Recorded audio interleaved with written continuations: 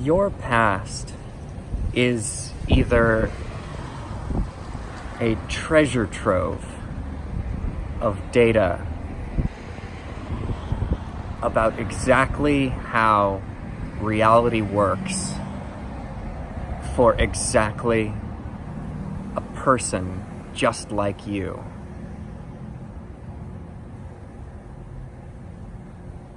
Or it's essentially one big record of your failures and proof that you are a failure.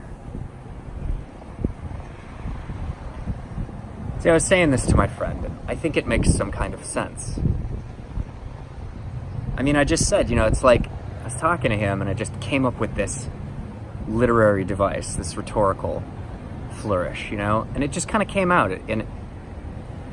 And then I thought, God, yeah, I got to record that. That's pretty good. That's a worthwhile frame. It's obviously a false dichotomy. There's obviously a ton of untruth in that, and you don't, it's really always going to be a blend of the two. And I'm really not even talking to you. I'm projecting. I'm talking to myself. And I tend to vacillate between seeing my past as nothing but a record of my failure and proof that I am a failure, and not thinking about it at all. So that's why this frame. I mean, it's like, look, it's just a way of looking at it, I mean, it's just a rhetorical device. But it's like either your past is nothing but this horrific record of what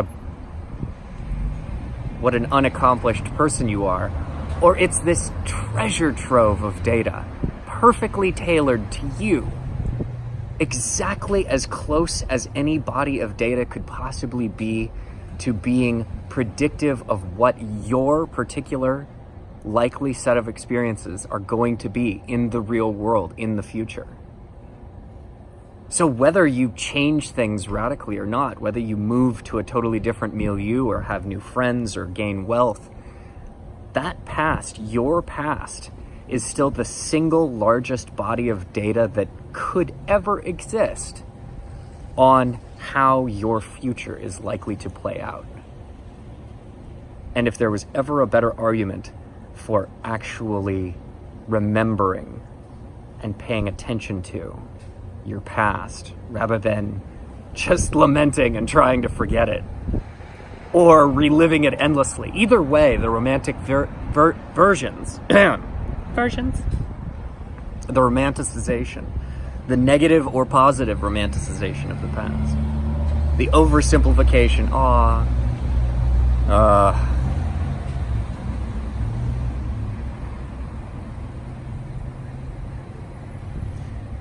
maybe I'm just oversimplifying the whole thing. I mean, obviously, that's the point. It's an intentional oversimplification with a purpose, but I do wonder, how do people get through their lives who tend to have really good memories of their past? I don't know. But it's just a frame to try,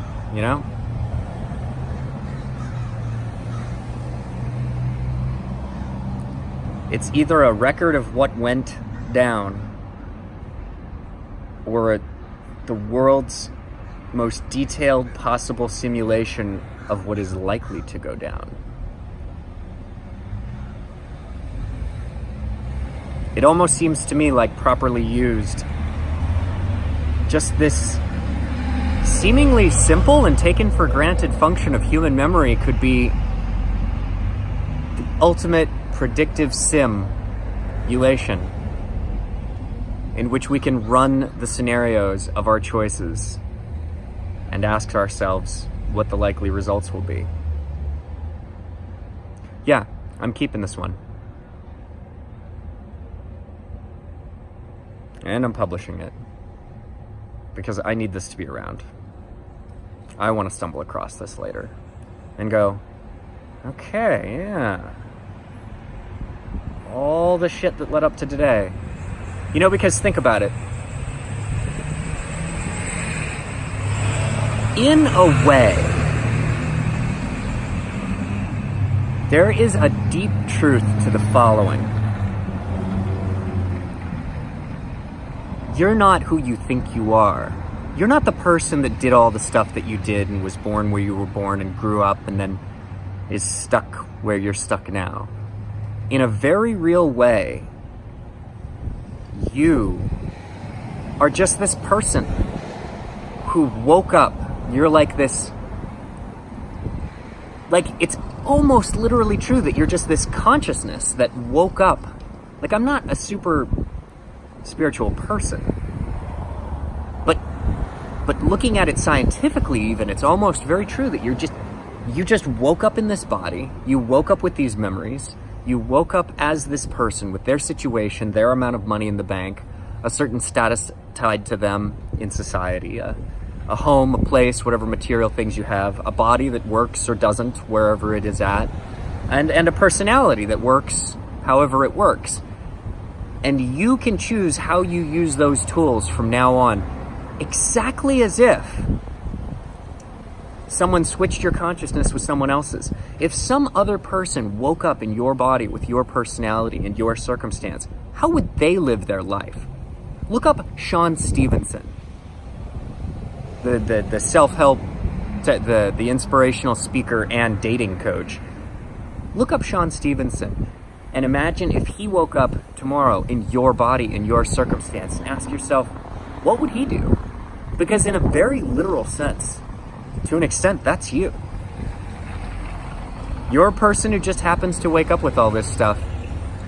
And that might be more true than the other experience that we have of just all these rules, right?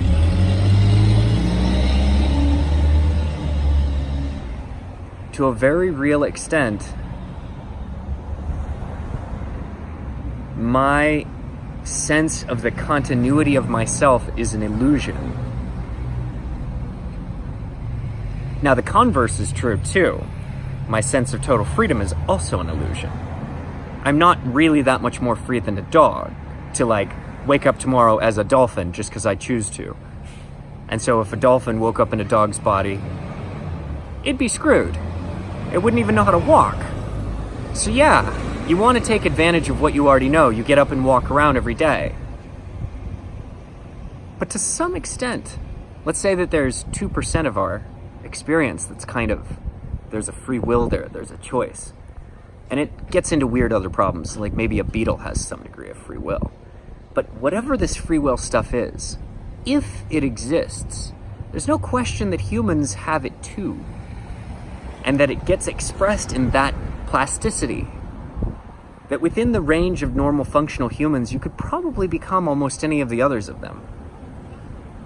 Now that begs a choice of what would you want to do with that? Why would you want to become someone else? It also begs a choice of how much am I really stuck being me at all? Where does the line get drawn between a healthy ownership and self-acceptance and a totally false notion of I have to be that same person that I have been up till now? And selectively chosen too. I don't look back in my past and say, oh, well, why can't... I look back at the best times in my past and I say, oh, it's too bad I can never be that guy again. Even though I have proof positive that he's well within my range. So yeah, I'm keeping this for me. I'm putting this up. Because that's scary. But I'm going to own that. I'm going to own that too, along with I am me, I have my limits, I'm learning all my limits, learning to accept my limits, my boundaries, my personality, my temperament. Radical acceptance includes acceptance of plausible possibility.